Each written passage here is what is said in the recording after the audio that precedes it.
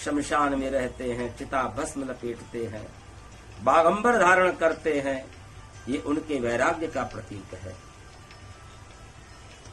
और ज्ञान के वे तो मूर्त रूप है ही हैं, क्योंकि जितने भी शास्त्र हैं वे सब भगवान शंकर से ही निकले हैं।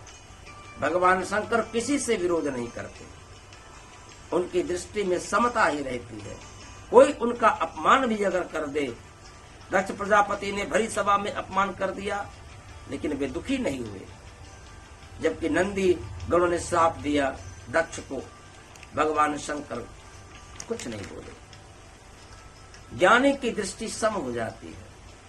इसलिए भगवान शंकर की पूजा करना, उपासना करना, ध्यान करना, और जब ध्यान पूजा उपासना में आगे बढ़ोगे तो भगवान शंकर का ध्यान आ जाएगा। यहाँ ध्यान योग का बड़ा सुंदर वर्णन शिव महापुराण में है।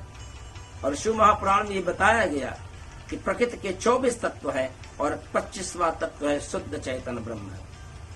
इस शरीर के अंदर जो चेतना है, जीव है, शिव ही जीव बन करके लीला करता है। 24 तत्वों का अलग अलग 24 तत्वों से जो चेतन है, 10 इंद्रियां, 10 प्राण, 5 महाभूत, 4 मन बुद्धि चित्त और अहंकार, 10, 5, 15, 5, 20 और 4, 24 हो गए। ये सब मिलकर 24 हुए। ये प्रकृति है। शरीर में जो 24 तत्व हैं वो प्रकृति स्वरूपा है। 25वां तत्व शुद्ध ब्रह्म है। जीवो ब्रह्म वै लोके, जीव ही शिव है। इस तत्व को हम समझने का प्रयत्न करें। देखिए, ध्यान में 9 प्रकार के शब्द सुनाई पड़ते हैं कभी। अगर आपको एक शब्द भी सुनाई नहीं दिया तो मतलब आपने यूं जीवन अपना गंवा दिया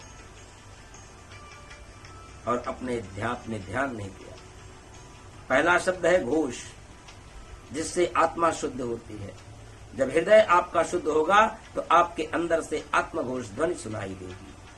और जब आप और अंदर जाओगे तो आपको मजीरे की गूंज आपको सुनाई देगी। कुट कुट कुट कुट होता रहता है। और जब आप और आगे बढ़ोगे तो मृदंग जैसे बजता है उसी तरह की आवाज आपको सुनाई देगी। फिर घंटा, फिर वीणा, फिर बांसुरी, फिर दुंदरी, ये 7वीं कोटि है। और 8वीं है शंख ध्वनि।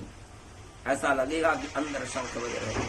अंतिम कोटि 9वीं है मेघ गर्जन, बादलों की गड़गड़ाहट जैसे होती है, बड़ी तेज। और फिर मेघ गर्जन के साथ बिजली चमकती है, अंधेरे में प्रकाश हो जाता है। जैसे मेघ गर्जन होता है तो बिजली चमकती है, और जब बिजली चमकती है तो अंधकार मिट जाता है, तो परमात्मा का साक्षात्कार हो जाता है। इसकी विस्तृत व्याख्या है। ये सिद्ध योग है। एकांत में बैठ करके भ्रुकुटी के मध्य अग्नि का ध्यान करें और मुख से वायु पियो, होठों को चोंच की तरह बनाते हुए फिर जीभ को आगे बढ़ाकर गले की घंटी की तरह से छुओ। अभ्यास करें तो कोई असंभव नहीं है। इनका अभ्यास हमें करना चाहिए। जीभ को पहले कपड़े से बांध लो, दांतों से कसोगे तो नीचे का तंतु धीरे धीरे ढीला होकर कटता जाता है। आजकल तो औजार बन गए हैं। और कपड़े से रोज खींचो, जैसे गाय का थन खींचते हैं। पहले थन छोटे होते थे और जब खींची जाती है तो थन लंबे हो जाते हैं। उसी तरह जीभ को मोड़ो पीछे की ओर। अभी घंटी को छुआओ, कोशिश करो घंटी को छू ले घंटी, तब से जीभ से 2.5 घंटे जीभ वहां लगी रह जाए तो समझो भगवान साक्षात्कार भगवान शंकर का होगा। बोली शंकर भगवान की जय। ऊपर यहाँ चंद्रमंडल है, फिर अमृत टपकेगा, श्रम साध्य है। परिवार के भरण पोषण के लिए, पैसा पाने के लिए लोग कितना श्रम करते हैं, कितना दौड़ते हैं तत्व को पाने के लिए। और तत्व को पाने के लिए तो कुछ करना ही चाहिए।